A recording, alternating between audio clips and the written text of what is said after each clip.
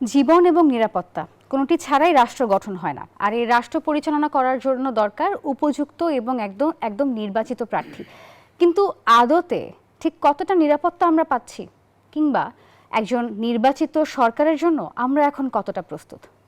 দর্শক, RICL still presents জনতন্ত্র গণতন্ত্র অনুষ্ঠানে আপনাদের সবাইকে আজকের পর্বে স্বাগত জানাচ্ছি। আমি নাফিসা হক এবং আমার সঙ্গে আজ দুজন অতিথি আমাদের স্টুডিওতে উপস্থিত রয়েছেন, যারা আমার সাথে আজকে আলোচনা করবেন জীবন, নিরাপত্তা এবং সেই সাথে ভোটের বাস্তবতা নিয়ে। তাই আজকের যে বিষয় রেখেছি আমরা আলোচনা, সেটি হচ্ছে ভোটের প্রস্তুতি এবং জীবনের নিরাপত্তা। আর এই বিষয়ে কথা বলতে স্টুডিওতে দুজন যে অতিথি আছেন, একটু পরিচিত হয়ে নিব তাদের সাথে। একদম আমার হাতের ডান পাশে রয়েছেন অধ্যাপক ডক্টর তৌফিকুল ইসলাম মিথিল, রাষ্ট্রবিজ্ঞানী ও সভাপতি, বেসরকারি বিশ্ববিদ্যালয় শিক্ষক পরিষদ। আপনাকে স্বাগত জানাচ্ছি। আর একদম সর্বডানে রয়েছেন ফারুক হাসান, সিনিয়র সহসভাপতি ও মুখপাত্র, গণ অধিকার পরিষদ। আপনাকেও স্বাগত জানাচ্ছি। ধন্যবাদ। এই যে শুরুতেই বললাম, জীবন, নিরাপত্তা, তা নিয়েই রাষ্ট্র। আর রাষ্ট্রের পরিচালনার জন্য দরকার নির্বাচিত সরকার। আমরা সবাই জানি তফসিল ঘোষণা হয়ে গেছে। এখনকার আইন শৃঙ্খলা বাহিনীর কথাও আমরা দেখছি, তাদের অবস্থাও দেখছি কেমন কি চলছে না চলছে। একদম শুরু করতে চাই আমি আলোচনার যে বিষয়টি নিয়ে, সেটি হচ্ছে আজ এক আলোচনায় জামাতের সেক্রেটারি মিয়া গোলাম পারওয়ার বলেছেন, হাদিকে হত্যার পর ৩০০ আসনের প্রার্থী তারাও জীবনের নিরাপত্তা নিয়ে উদ্বিগ্ন। ঠিক তার বিপরীতে ইসি মোহাম্মদ সানাউল্লাহ তিনি জানিয়েছেন এখনো সার্বিকভাবে আইন শৃঙ্খলা পরিস্থিতি নিয়ন্ত্রণে রয়েছে। আমি শুরুতেই যেতে চাই, একদম আমার ডান পাশে রয়েছেন জনাব মিথিল। আপনার কাছে আপনার কি মনে হয়, আপনি ইসির এই বক্তব্যে ঠিক কতটা স্বস্তি পাচ্ছেন? ধন্যবাদ আপনাকে এবং ধন্যবাদ আজকের সম্মানিত সহ আলোচককে। আসলে ইসি যে বক্তব্যটা দিয়েছেন সেটার প্রসঙ্গে আসার আগে আমি যে কথাটা বলতে চাই, মানুষের জীবন কিন্তু আগে, তারপরে হচ্ছে কে নির্বাচিত হবে, কে হবে না, কে ইলেকশনে যাবে কি যাবে না। আমাদের সাউথ এশিয়ান পার্সপেক্টিভে একটা কমন পারসেপশন আছে যে নির্বাচন মানে সহিংসতা হবে, নির্বাচন মানেই লাশ পড়বে, মারামারি হবে। কিন্তু কেন? আপনি দেখেন, আমি 10 বছর জাপানে ছিলাম এবং অনেকগুলো জাতীয় নির্বাচন দেখেছি। নির্বাচন হচ্ছে, অনেক সময় আমাদের বুঝতেই কষ্ট হয়েছে যে আজকে নির্বাচন হচ্ছে। ভোটার পার্টিসিপেশনও কিন্তু হাই ছিল, অলমোস্ট মোর দেন 80% মানুষ ভোট দিয়েছে, কোথাও কোনো সহিংসতা দেখিনি। কিন্তু আমরা এই সাউথ এশিয়াতে আমরা মনে হয় এটা আমরা ধরেই নিয়েছি, নির্বাচন মানেই মারামারি, নির্বাচন মানেই মানুষকে মারবে, সন্ত্রাস হবে, নির্বাচন মানেই এখানে রাজনৈতিক দলগুলোর মধ্যে সহিংসতা হবে। তো এইটা থেকে আমাদের নিঃসন্দেহে বেরিয়ে আসতে হবে। যার কারণে কিন্তু আপনি দেখেন এই নির্বাচন, আপনি দেখেন এই রাজনৈতিক প্রক্রিয়ার মধ্যে অনেক মানুষই আসতে চায় না। ওরা চিন্তা করে যেখানে জীবনের নিরাপত্তা নেই সেখানে আমরা কেন যাব। আপনি দেখেন বাংলাদেশের সর্ববৃহৎ দল ইভেন বিএনপি থেকেও একজন মনোনয়ন প্রাপ্ত, উনিও কিন্তু নির্বাচন থেকে দূরে সরে দাঁড়িয়েছেন। এটার অন্যতম কারণ হচ্ছে এই জীবনের যে নিরাপত্তার হুমকি। আমার প্রশ্ন হচ্ছে, যিনি কথাটা বলছেন, নির্বাচন কমিশনার যে কথাটা বলেছেন, নির্বাচনের জন্য প্রস্তুত আছে, নির্বাচনের জন্য হয়তো লজিস্টিক যে সাপোর্টগুলো আছে সেগুলো নিয়ে হয়তো প্রস্তুত আছে, বাট আদৌ কি নির্বাচনে যে পরিবেশ থাকা প্রয়োজন? আমরা দেখেছেন বাংলাদেশের তরুণদের মধ্যে সবচাইতে পপুলার একজন প্রার্থী, কিভাবে নৃশংসভাবে তাকে হত্যা করা হয়েছে। আপনি দেখেন, আমার মনে হয় সিন্স ইন্ডিপেন্ডেন্স আমরা একটা জানাজার কথা জানতাম, যেটা শহীদ প্রেসিডেন্ট জিয়াউর রহমানের জানাজাতে সর্ববৃহৎ জামায়াত হয়েছিল, কিন্তু আমি গতকাল যে জানাতে ছিলাম আমার কাছে মনে হয় সেটাকে ব্রেক করেছে। তো এটা দিয়ে কিন্তু শুধু মানুষ জানাজায় এসেছে শ্রদ্ধা জানানোর জন্য, দোয়া করার জন্য, সেটা যেমন সত্যি, পাশাপাশি কিন্তু একটা মেসেজ দিচ্ছে তরুণরা এবং জনতারা, ছাত্র জনতারা, যে কোনো রকম সহিংসতা এবং কোনো রকমের রাজনৈতিক অস্থিরতা কিন্তু জনগণ মেনে নিবে না, মেনে নিতে পারে না। তা আমার প্রশ্ন হচ্ছে, আমরা নির্বাচনমুখী এবং জনগণ চায় নির্বাচিত সরকার এবং নির্বাচিত নেতা তাদের ম্যান্ডেট নিয়ে আগামী সংসদে আসুক, কিন্তু সেটা নিশ্চিত করতে হবে অন্তর্বর্তীকালীন সরকারের, এটা নিঃসন্দেহে নিশ্চিত করতে হবে। আপনি দেখেন কিভাবে একটা কিলার কিল করে দেশের বর্ডার ক্রস করে চলে যায়। প্রশ্নটা কিন্তু সেখানেই, যেটা শুধু প্রত্যেকের মনে একটা প্রশ্ন, কিভাবে চলে গেল, এবং এটা ওপেন গুলি করে কিভাবে চলে গেল। আইন শৃঙ্খলা যে বাহিনী আছে, যে আইন শৃঙ্খলা রক্ষা করার দায়িত্বে যারা আছে, তারা সত্যিকার অর্থে কি দায়িত্ব পালন করেছে? তারা কি সত্যি তাদের দায়িত্ব পালন করেছে? করে থাকলে আপনি দেখেন জানাজাতে যে ভয়েসটা রেজ হয়েছে, যে হত্যার বিচার, যেটা প্রধান উপদেষ্টার দৃষ্টি আকর্ষণ করে স্লোগানও হয়েছে, কিন্তু আমরা কিন্তু সেই ব্যাপারে দায়িত্বশীল ব্যক্তি থেকে স্বরাষ্ট্র উপদেষ্টা আছে, সেখান থেকে কিন্তু এখনো কোনো বক্তব্য দেখিনি। আমার প্রশ্ন হচ্ছে, এই অবস্থা চলতে থাকলে নির্বাচনে হবে এবং নির্বাচনমুখী দেশ যাচ্ছে, এবং সত্যিকার অর্থে আমরা একটা নির্বাচিত সরকারের হাতে অন্তর্বর্তীকালীন সরকার ক্ষমতার ট্রানজিশন হোক, এটা আমরা সবাই চাচ্ছি। তাহলে ইসির বক্তব্যের সাথে আপনার আশ্বস্ত হওয়ার আমি দেখছি না, কারণ এখানে আইন শৃঙ্খলা পরিস্থিতির দায়িত্বে যিনি আছেন, স্বরাষ্ট্র উপদেষ্টা আছেন, ওনার কাছ থেকে কিন্তু সুস্পষ্ট কোনো আমরা বক্তব্য এখনো পাইনি। প্রথমত উনি আইন শৃঙ্খলা পরিস্থিতি এবং ইসিকে সহযোগিতা কারা করবে? ইসির কি নিজস্ব বাহিনী আছে যে ইসি নিজে সেটাকে পরিচালনা করবে? আইন শৃঙ্খলা বাহিনী আছে, আইন শৃঙ্খলা বাহিনী ইসিকে সহযোগিতা করবে। এবং এটা হয়তো নির্বাচনের সময় এটা বলতে পারে নির্বাচনের সহিংসতা হবে না, সেভাবে আমরা এগিয়ে যাচ্ছি, বাট নির্বাচনের আগে কি হচ্ছে সেটা কি আছে?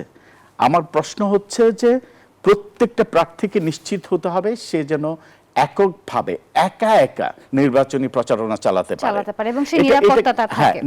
নিরাপত্তা নিশ্চিত করতে হবে। এবং যে মেসেজটা গিয়েছে এই শরীফ ওসমান হাদির যে মেসেজটা গিয়েছে দেশের কাছে, এটা কিন্তু কোনো খুব ভালো একটা মেসেজ যায়নি। আমার কাছে মনে হয় খুব দ্রুত এই ব্যাপারটা নিশ্চিত করতে হবে এবং পাশাপাশি শরীফ ওসমান হাদির বিচার নিশ্চিত করতে হবে। অসংখ্য ধন্যবাদ আপনাকে। আমরা আবারও আসবো আপনার কাছে এই বিষয়ে কথা বলতে। যেতে চাই জনাব ফারুক হাসান আপনার কাছে এই যেই বিষয়ে আসলে আমাদের কথা হচ্ছিল, এই বিষয়ের উপরই আমি জানতে চাই যে কি মনে হচ্ছে এরকম অবস্থায় ভোটের প্রস্তুতি বলি কিংবা নির্বাচন ঠিক কতটা সম্ভব? ধন্যবাদ আপনাকে, ধন্যবাদ আমার সহ আলোচক সহ যারা দেখছেন। আসলে দেখেন, আজকে নির্বাচন কমিশনার সানাউল্লাহ তিনি যে বক্তব্য দিয়েছেন, আসলে ওনাকে আমরা প্রশ্ন করতে চাই যে আর কতজন হাদিকে জীবন দিতে হবে, বা আর কতজন হাদি গুলি খেয়ে তার জীবন উৎসর্গ করলে তারা আসলে স্যাটিসফাইড হবে যে একটি অবাধ, সুষ্ঠু, নিরপেক্ষ নির্বাচনের পরিবেশ তারা নিশ্চিত করতে পেরেছেন।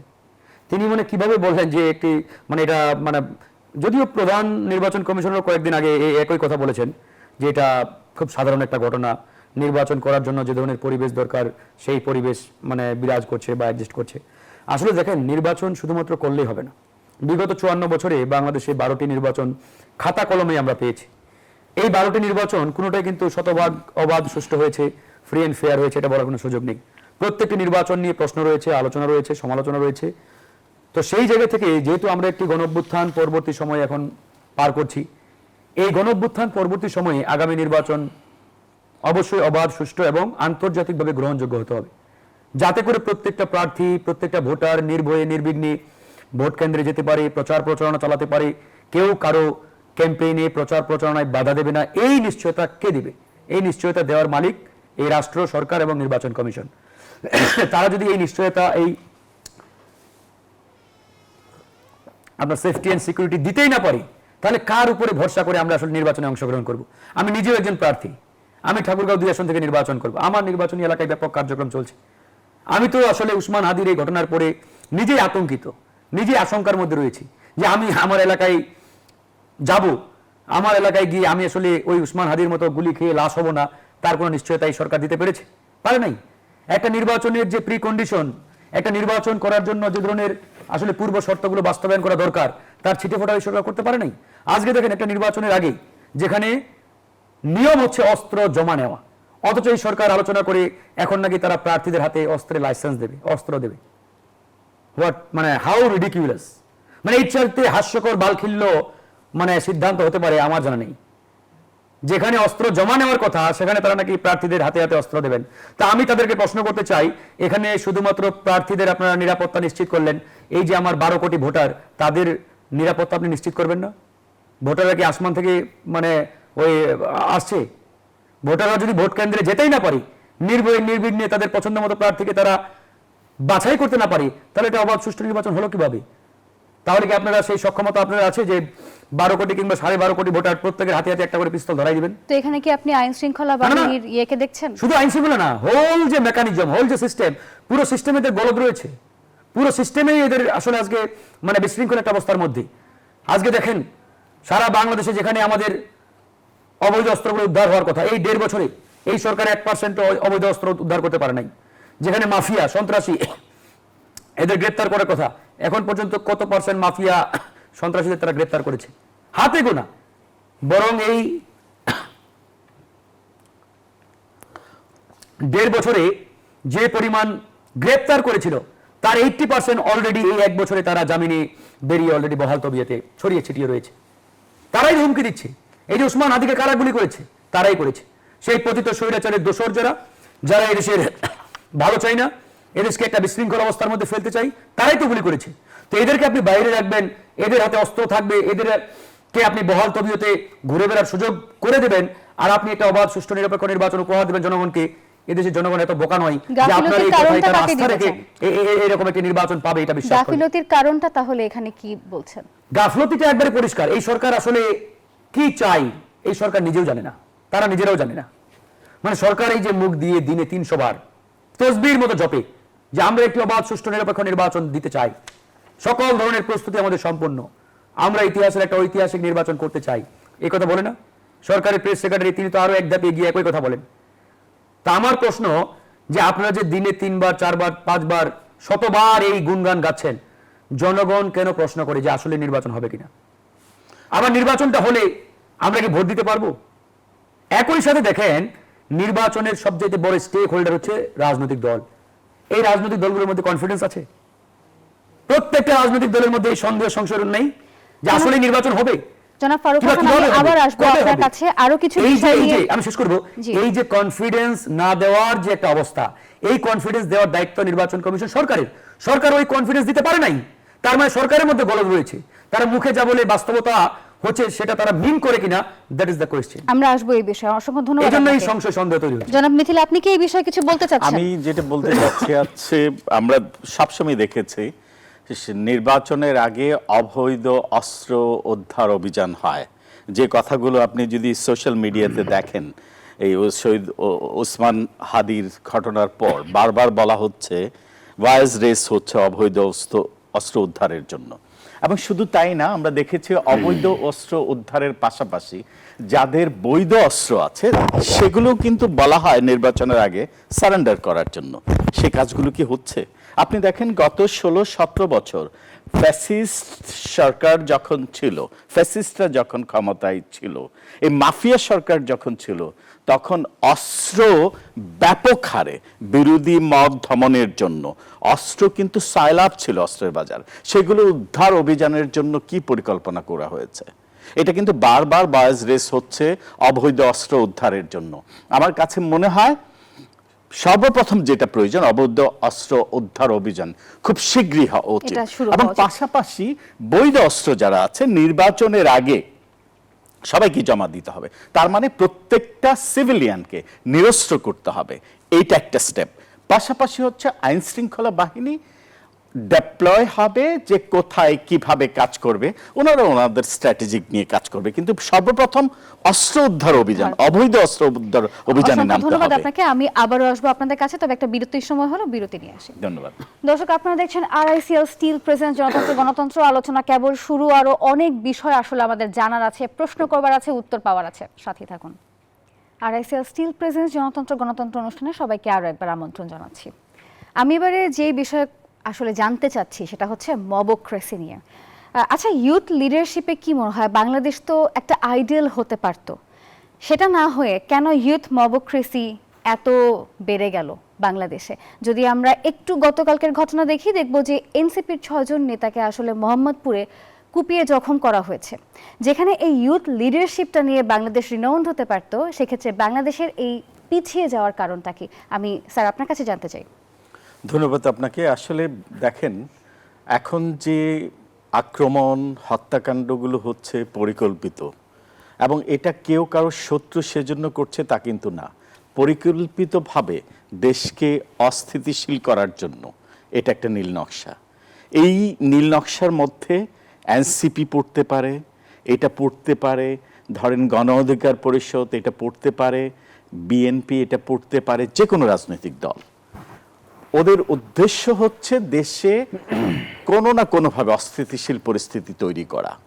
আপনি দেখেন, সত্যিই আপনি যথার্থই বলেছেন, এই জুলাই আন্দোলনের পর জুলাই আন্দোলনে নেতৃত্ব দানকারী তরুণ এবং যুবকরা আসলে কিন্তু একটা মডেল হতে পারত সাউথ এশিয়ার পলিটিক্সে এবং ওয়ার্ল্ড পলিটিক্সে। আপনি দেখেন এটার পর কিন্তু পৃথিবীর অন্যান্য দেশেও এই তরুণদের নেতৃত্বে আন্দোলন কিন্তু অনেক জায়গায় সাকসেস হয়েছে এবং বাংলাদেশে এটা একটা মডেল হতে পারত।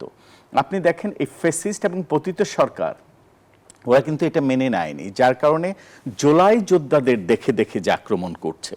হ্যাঁ, বিচ্ছিন্নভাবে হয়তো কিছু ঘটনা ঘটছে, পরস্পর শত্রুতার কারণে, বৈরী সম্পর্কের কারণে, সেটা ডিফারেন্ট, সেটা খুবই কম। কিন্তু এখন যে পরিকল্পিতভাবে আক্রমণ এবং হত্যাকাণ্ডগুলো হচ্ছে, এটা ভেরি ক্রিস্টাল। এটার উদ্দেশ্য হচ্ছে দেশে একটা মব পলিটিক্স করে দেশকে অস্থিতিশীল পরিস্থিতিতে নিয়ে যাওয়া এবং এটা বোঝানো যে ফ্যাসিস্টরা যে ক্ষমতায় ছিল ওরাই মনে হয় ভালো ছিল, এখন মনে হয় আমরা ভালো নেই। ব্যাপারটা কিন্তু তা না।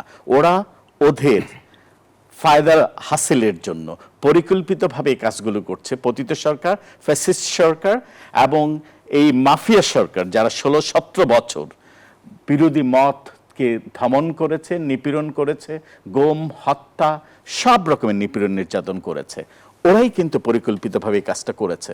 আপনি দেখেন, পাশাপাশি আমি বলবো যে এই অস্থিতিশীল পরিস্থিতি তৈরি করার জন্য এই পতিত সরকার যেমন করছে, পাশাপাশি পতিততর সরকারকে কারা সহযোগিতা করছে, এটা কিন্তু আসলে জনগণের আর বোঝার বাকি নেই। নয়তো আপনি দেখেন, এই যে হত্যাকাণ্ডের পর, ওসমান হাদির হত্যাকাণ্ডের পর কয়েক ঘন্টার মধ্যে কিভাবে এই বর্ডার ফাঁকি দিয়ে বাইরে চলে যায়, আমি এর সাথে আরেকটা প্রশ্ন করতে চাই, সেটা হচ্ছে এই যে বিভিন্ন জায়গায় চাঁদাবাজির ঘটনা ঘটছে, যেখানে এখন দেখা যাচ্ছে তরুণরা জড়িত। কিশোর গ্যাং তো আগে ছিল, যেটা আমরা অনেক বেশি এটা সক্রিয় দেখতাম, এখন তরুণরাও চাঁদাবাজিতে, মবক্রেসিতে অনেক বেশি এগিয়ে আছে। শিক্ষক হিসেবে আপনার কি মনে হচ্ছে যে শিক্ষার প্রসার তাহলে তরুণদের মধ্যে কোথায়? আপনি এখানে প্রথমত আমি যেটা বলবো যে তরুণরা চাঁদাবাজিতে এসেছে, আসলে আপনি দেখেন চাঁদাবাজি বাংলাদেশের রাজনীতিতে এবং রাজনীতির বাইরেও চাঁদাবাজি ছিল, কিন্তু এখন যেটা হচ্ছে চাঁদাবাজি যেই করতে যাচ্ছে, এটা কিন্তু আইন শৃঙ্খলা বাহিনী যাওয়ার আগেই সামাজিকভাবে এটাকে প্রতিরোধ করা হচ্ছে, যার কারণে কিন্তু সাথে সাথে এটা ধরা খাচ্ছে। এবং এটা একটা ভালো সাইন যে চাঁদাবাজি করতে যেয়ে যে তরুণ হোক যুবক হোক যেই করতে যাচ্ছে ধরা খাচ্ছে। কিন্তু এখানে আরেকটা আমি বলবো যে বাংলাদেশে এখন ধরেন আপনি যদি ন্যাশনাল সিকিউরিটি থ্রেট ভাবেন, যে এক্সটার্নালি আমরা ভাবি ন্যাশনাল সিকিউরিটি থ্রেটের জন্য আছে হয়তো আমাদের সারাউন্ডিংস কান্ট্রিগুলো, যেখানে আপনি ধরতে পারেন সুপার পাওয়ার হয়তো ওয়েস্টার্ন কান্ট্রিজ, চায়না এবং ইন্ডিয়া আছে। আপনি যদি ইন্টারনাল থ্রেটগুলো দেখেন বাংলাদেশে, আপনি দেখেন যেটা শুরু থেকে ছিল হিল ট্যাক্সি প্রবলেম, তারপর হচ্ছে রোহিঙ্গা প্রবলেম। এখন আমার কাছে মনে হচ্ছে বাংলাদেশের সিকিউরিটি থ্রেটের জন্য সবচাইতে বড় ইন্টারনাল থ্রেট হচ্ছে আনএমপ্লয়মেন্ট। আপনি দেখেন লক্ষ লক্ষ মিলিয়নস অফ তরুণরা গ্রাজুয়েট হচ্ছে, কোথাও চাকরি নেই, যার কারণে কিন্তু এই তরুণদের প্রলুব্ধ করে, প্রলোভন দেখিয়ে বিভিন্ন অসামাজিক কর্মকাণ্ডে কিন্তু প্যাট্রোনাইজ করছে। আর এখন যেগুলো হচ্ছে আমি বলবো এটা পরিকল্পিতভাবে হচ্ছে, দেশকে অস্থিতিশীল দেখানো, যাতে কোনোভাবে বোঝানো যে দেশে নির্বাচনের পরিবেশ নেই। আসলে নির্বাচন কিন্তু সবাই চাচ্ছে এবং নির্বাচিত সরকারের হাতে খুব দ্রুত ক্ষমতা হস্তান্তর হোক, এটা কিন্তু দেশের আপাময় জনসাধারণ চাচ্ছে এবং রাজনৈতিক দলগুলো সেটা চাচ্ছে। কিন্তু যেটা বলা হচ্ছে চাঁদাবাজে তরুণরা এগিয়ে যাচ্ছে বা চাঁদাবাজিতে তরুণরা ইনভলভ হচ্ছে, তরুণদের এই প্রলুব্ধ কারা করছে সেটা কিন্তু আমরা আইডেন্টিফাই করছি না। আমরা শুধু ফ্রন্ট লাইনে দেখছি কারা চাঁদাবাজি করছে। প্রত্যেকটা চাঁদাবাজের কিন্তু একটা গ্যাংস্টার আছে এবং ওরা এই কাজে তরুণদেরকে অ্যাসাইন করে, কারণ প্ল্যানার কিন্তু তরুণরা না, প্ল্যানার হচ্ছে এই যে আমি বললাম সিন্ডিকেট চাঁদাবাজ যারা, তারা খোলস পাল্টিয়েছে, তারা রাজনৈতিক দলের খোলস পাল্টিয়েছে, চাঁদাবাজরা কিন্তু চাঁদাবাজি রয়ে গেছে। অসংখ্য ধন্যবাদ আপনাকে। জনাব ফারুক হাসান, আপনার কাছে যেতে চাই। এই যে গণ অধিকার পরিষদ, এরাও ছাত্র আন্দোলন থেকে এদের উত্থান, এবং সবসময় আমরা দেখেছি যে আপনারাও ফ্রন্টলাইনার ছিলেন, আপনারাও আন্দোলন করেছেন। আমি একটু ব্যতিক্রমী কথা বা ব্যতিক্রমী প্রশ্ন করতে চাই যে এখন ছাত্র আন্দোলনে দেখা যায় হুমকি ধামকি হচ্ছে, মব সৃষ্টি হচ্ছে, আগের সাথে এখনকার এই তফাৎ কেন? ধন্যবাদ আপনাকে। দেখুন, আমরা আজকে যে গণ অভ্যুত্থান বা 2024 সালের যে গণবিপ্লব যেটাই বলেন না কেন, এটার আনুষ্ঠানিক সূত্রপাত যদি আপনি বলেন তাহলে 2018 সালের যে কোটা সংস্কার আন্দোলন ছিল, সেই আন্দোলনের মাধ্যমে কিন্তু উঠে আসছে। এবং সেই আন্দোলনের ধারাবাহিকতায় 2024 সালের এই কোটাকে কেন্দ্র করে আবার এই আন্দোলন একসময় রাষ্ট্র সংস্কার আন্দোলনে পরিণত হয় এবং সর্বোপরি গণ অভ্যুত্থান। তো আমরা আসলে যখন এই আন্দোলনটা শুরু করি তখন বাংলাদেশের পরিবেশ প্রেক্ষাপটটা টোটালি ভিন্ন ছিল। আমরা একটি প্রতিকূল পরিবেশের মধ্য দিয়ে এই আন্দোলনটাকে জারি রেখেছিলাম। আমরা জেলে গেছি অসংখ্যবার, রিমান্ড ফেস করেছি। আমি 15 দিন রিমান্ডে ছিলাম, একটা না। তো এরকম আমরা জেল, রিমান্ড, হামলা তো হিসাব নেই। অসংখ্যবার আমরা তৎকালীন ফ্যাসিবাদের যে ছাত্র সংগঠন ছাত্রলীগের দ্বারা, মানে হিসাব নেই এক কথায়, অসংখ্যবার আমরা হামলার শিকার হয়েছি, বাট আমরা কিন্তু দমে যাই নাই। তো এরকম একটা প্রেক্ষাপটে আন্দোলন সংগ্রাম করে আমরা কিন্তু এই পর্যন্ত আসছি। এবং 24 সালের যে গণ অভ্যুত্থান বা গণ আন্দোলন, এই আন্দোলনে যারা যুক্ত হয়েছে এদের যে টাইম ডিউরেশন, এটা দেখবেন খুব লিমিটেড, অল্প সময়। যেমন বলা হয় 36 দিনের আন্দোলন, এরা এই 36 দিনের আন্দোলন সংগ্রামে ধরেন যে নেমে তারপরে আমরা এই বাংলাদেশকে ফ্যাসিবাদ মুক্ত করলাম। যদিও বলা হয়ে থাকে যে এটা 36 দিনের আন্দোলন, তবে এটা আমি বিলিভ করি না এবং এটা আসলে বলা উচিত হবে না। এই আন্দোলনের পাটাতন কিন্তু আমরা তৈরি করেছিলাম সেই 15-16 বছর আগে। 15-16 বছরের যে গুম, খুন, ক্রস ফায়ার, সামগ্রিকভাবে আওয়ামী লীগের যে স্বৈরতন্ত্র, এই স্বৈরতন্ত্রের মাধ্যমে এদেশের রাজনৈতিক দল, জনগণ একবার অতিষ্ঠ ছিল। ধারাবাহিকভাবে এই আন্দোলনের প্রেক্ষাপট কিন্তু এইভাবেই তৈরি হয়ে আসছে। 2024 সালের যে গণ অভ্যুত্থান বা জুলাই বিপ্লব, এই বিপ্লব ছিল তার আনুষ্ঠানিকতা। এই আনুষ্ঠানিকতার মাধ্যমে এদেশের ছাত্র জনতা, তরুণরা, রাজনৈতিক দলগুলো সম্মিলিতভাবে এই বাংলাদেশকে কিন্তু আমরা ফ্যাসিবাদ মুক্ত করেছি। সুতরাং এই আন্দোলনের একক ক্রেডিট কোনো ব্যক্তি, গোষ্ঠী, রাজনৈতিক দল বা কোনো গোষ্ঠী নাই। এই আন্দোলনের ক্রেডিট আমাদের সবার। এই আন্দোলনে যেমন এই ছাত্ররা নেতৃত্ব দিয়েছে ফ্রন্ট লাইনে, একই সাথে এই আন্দোলনে ওই হকার, কৃষক, দিনমজুর তারাও কিন্তু শহীদ হয়েছেন। তাহলে আগের সাথে এখনকার তফাৎ আপনি কোথায় দেখবেন? কারো অবদানকে খাটো করে দেখা বা ছোট করে দেখার কোনো সুযোগ নেই আন্দোলনে। এখন প্রশ্নটা হচ্ছে, এই যে আন্দোলন পরবর্তী সময়ে যে তরুণরা হঠাৎ করে এই আন্দোলনে নামছে, ফ্যাসিবাদ পতন হলো, নতুন একটা সরকার আসলো, এরা হঠাৎ করে অনেকেই নানান সুযোগ সুবিধা পেয়েছে, নানান চেয়ার পেয়েছে।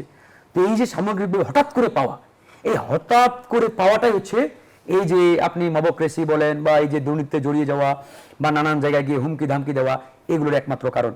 এরা যদি দীর্ঘ 8-10 বছর কিংবা 15 বছরের লড়াই সংগ্রাম করে এই পর্যন্ত আসতো, তাহলে তারা কিন্তু বাস্তবতা বুঝতো। তারা কিন্তু বাস্তবতা বুঝে নাই।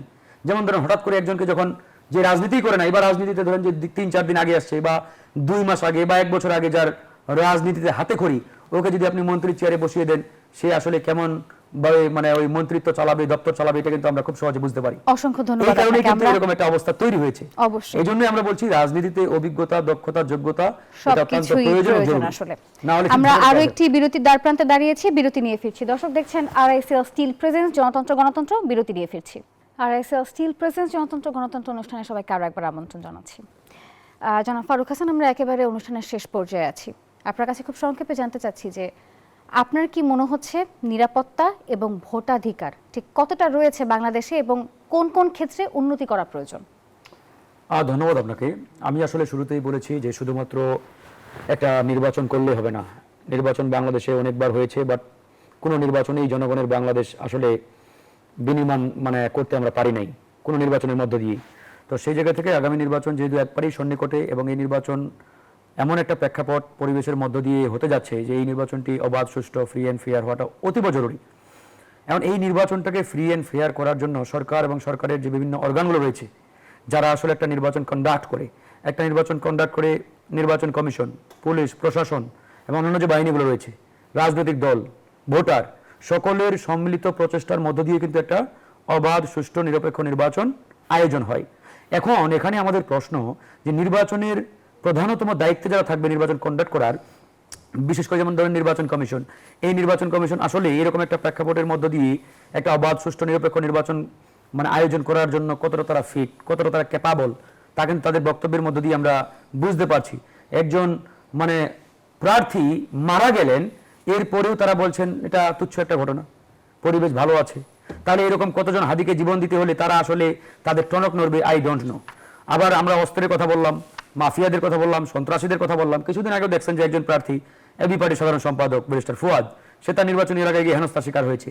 তো এরকম নানান জায়গায় কিন্তু বাধাপ্রাপ্ত হচ্ছে। আমার ওই আসমা আব্দুর রব, ওনার ওয়াইফ আপনার লক্ষ্মীপুরে, সেখানে ব্যাপক হামলার শিকার হয়েছেন। এরকম নানান জায়গায় কিন্তু প্রতিনিয়ত প্রার্থীরা গিয়ে হামলার শিকার হচ্ছেন, বাধাপ্রাপ্ত হচ্ছেন।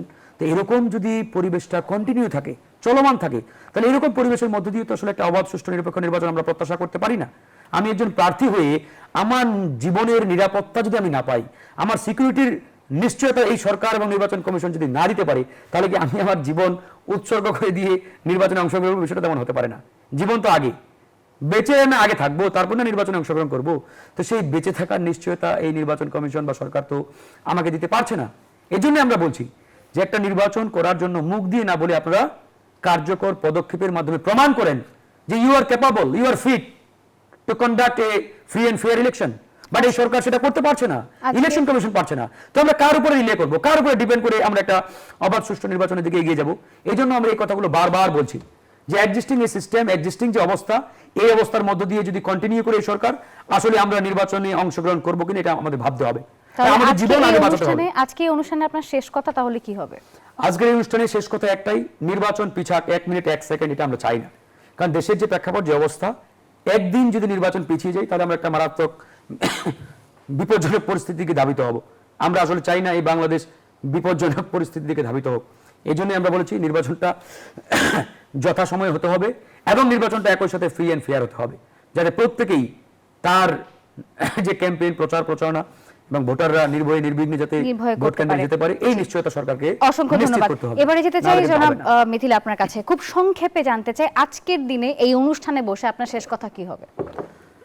ফ্রি অ্যান্ড ফেয়ার ইলেকশন যতটা না জরুরি, তার চাইতে বেশি জরুরি হচ্ছে জনগণের নিরাপত্তা।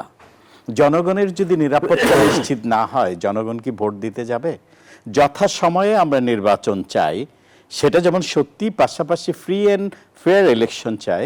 তার চেয়ে বড় সত্য হচ্ছে সামাজিক নিরাপত্তা। জনগণের নিরাপত্তা নিশ্চিত করতে হবে, প্রার্থীর নিরাপত্তা যেমন নিশ্চিত করতে হবে, পাশাপাশি জনগণের নিরাপত্তা নিশ্চিত করতে হবে। আপনি দেখেন এই যে অবিশ্বাস রাজনৈতিক দলগুলোর মধ্যে, আপনি যদি দেখেন সিন্স ইন্ডিপেন্ডেন্স যতগুলো ইলেকশন হয়েছে, যতগুলো ইলেকশন দলীয় সরকারের অধীনে হয়েছে, সেগুলো প্রশ্নবিদ্ধ ছিল। আবার পাশাপাশি দেখেন অন্তর্বর্তীকালীন সরকারের অধীনে যে নির্বাচনগুলো ছিল, সেগুলো নিয়ে কিন্তু ততটা প্রশ্ন ছিল না। এর সবচাইতে বড় কারণ হচ্ছে রাজনৈতিক দলগুলোর মধ্যে পরস্পর অবিশ্বাস।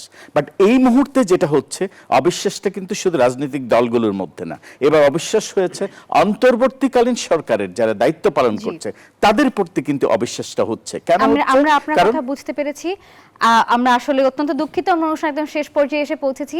আপনাদের দুজনকে অসংখ্য ধন্যবাদ আজকের এই আলোচনায় আমাদের সঙ্গে থাকার জন্য। প্রিয় দর্শক, দেখছেন এতক্ষণ আপনারা দেখছিলেন RICL স্টিল প্রেজেন্ট জনতন্ত্র গণতন্ত্র। আমরা অনুষ্ঠানের শেষ পর্যায়ে চলে এসেছি। সকলে ভালো থাকুন, দেখতে থাকুন নিউজ 24 এবং নিরাপদে থাকুন।